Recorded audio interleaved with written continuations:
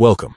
If you're looking to copy your group QR code on Telegram Web using your PC after the latest update, you're in the right place.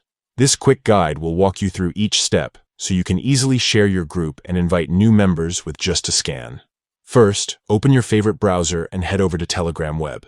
Make sure you're logged into your account. Once you're in, look through your chat list on the left side of the screen and open the group where you're an admin.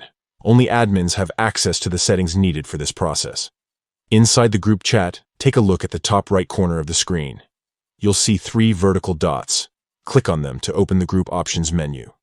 From the drop-down, select Edit. This will take you into the group settings, where you can manage all sorts of details about your group. Now, find and click on the section labeled Group Type. This area controls how people can join your group and who can see it. Here, you'll see your group's invite link displayed. Right next to this link, there's a Copy button. Click it, and the link will be copied to your clipboard instantly. To turn this invite link into a QR code, simply paste the link into any free QR code generator online. In just a few seconds, you'll have a scannable QR code that anyone can use to join your group. Share this QR code on social media, in emails, or even print it out for events. Joining your group has never been easier. And that's it.